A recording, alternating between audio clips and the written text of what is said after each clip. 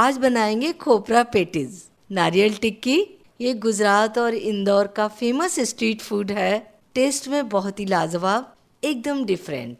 नमस्कार, nishamudlika.com में आपका स्वागत है। तो शुरू करते हैं। तो सबसे पहले हम पेटीज की कवरिंग का डो बनाते हैं। ये 7 आलू उबालकर छीले हुए, वजन में आधा किलो। तो थोड़ा पतली साइड है उस तरफ से मैं ग्रेट कर रही हूँ ताकि हमारा जो डो बने वो थोड़ा स्मूथ बने। आलू थोड़ा सा 1 घंटे पहले उबाल कर रख ले ताकि वो पूरी तरीके से ठंडे हो जाएं। और ये अच्छे तरीके से उबले हुए होने चाहिए, सख्त नहीं रहने चाहिए बिल्कुल भी।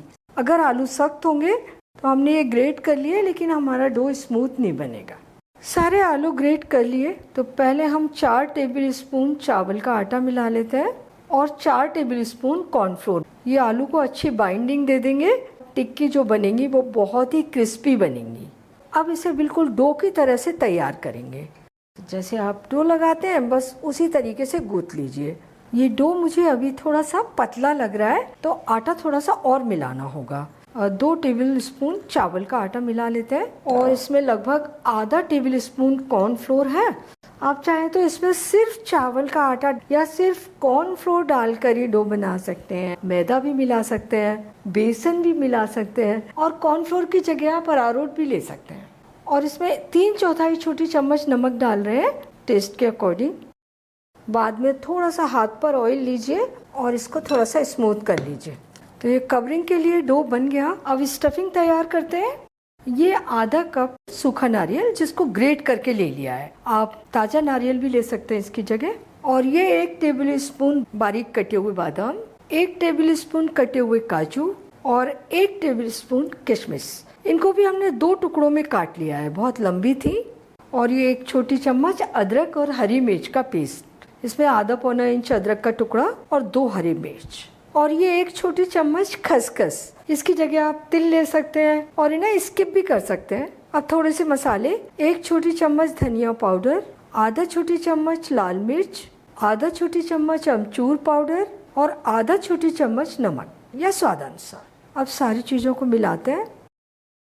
अब इसे थोड़ा और चटपटा बनाने के लिए हरी चटनी 1 छोटी चम्मच और ये खट्टे मीठे स्वाद के लिए 1 चम्मच मीठी चटनी जो कच्चे आम से बनी हुई है। इमली की चटनी हो या खजूर की चटनी हो, कोई भी चटनी डाल सकते हैं। चटनी डालने से इनमें बढ़िया सा टेस्ट आएगा और हल्का सा गीलापन भी आ जाएगा।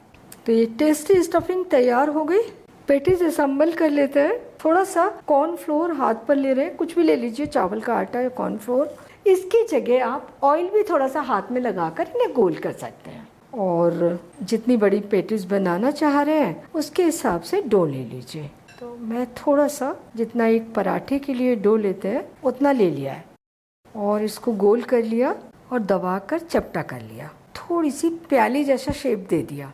बीच में से बहुत ज़्यादा पतला नहीं करना है, किनारे ही पतले करने हैं। इस तरह का बना लिया। अब इसके ऊपर 2 चम्मच स्टफिंग रख देते हैं। स्टफिंग को थोड़ा चम्मच से दबा देंगे और अब इस डो को इस तरीके से थोड़ा थोड़ा ऊपर लाइए और स्टफिंग को बंद कर दीजिए। गोल कर लीजिए। इसे अब आप कॉर्नफ्लोर में लपेट दीजिए। हल्की सी कोटिंग आ जाए तो ये पेटीज हमने भरकर तैयार कर ली। तो सारे पेटीज इसी तरीके से भरकर तैयार कर लेते हैं। अच्छी तरह से गोल कर लीजिए। ये सारे पेटीज हमने भरकर तैयार कर लिए। अब इन्हें तलने के लिए ऑयल गरम करते हैं। हाथ पर थोड़ा हीट आ रही है, ऑयल को चेक कर लेते हैं। तो थोड़ा सा डो का गोला बनाया और डाल दिया। हल्के हल्के बबल आ रहे हैं। हमें इन्हें तलने के लिए बहुत ज़्यादा गरम ऑयल नहीं चाहिए, मीडियम से थोड़ा सा ज़्यादा गरम चाहिए। तो ऑयल गरम हो चुका है।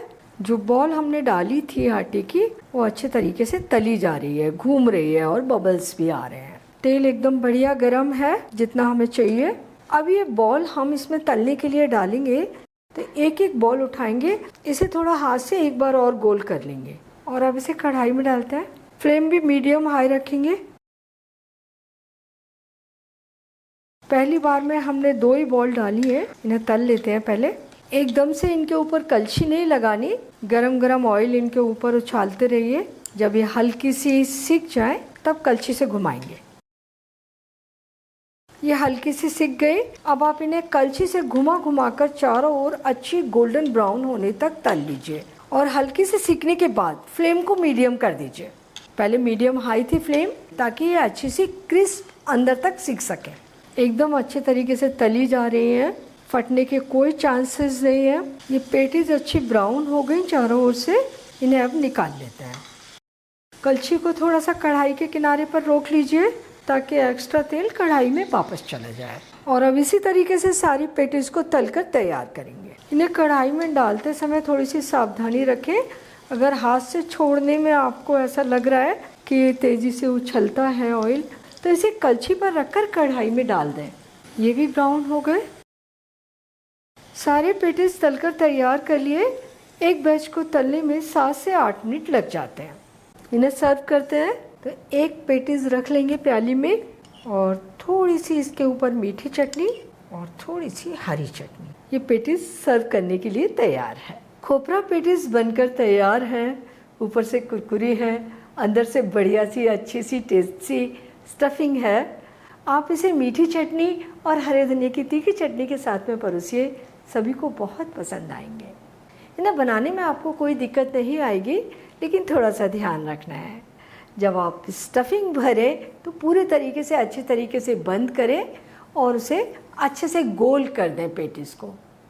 जब आप इन्हें तलें तो ऑयल मीडियम हाई गर्म हो, बहुत ज़्यादा गर्म नहीं हो, और फ्लेम भी मीडियम हाई हो। इन्हें आप मीडियम हाई फ्लेम पर ही तलें, ज़्यादा ठंडे तेल में तलने के लिए नहीं डालें और बहुत ज़्यादा गर्म तेल में भी नहीं डालें। बहुत ही अच्छी खोपरा पेटीज बनकर तैयार होंगी।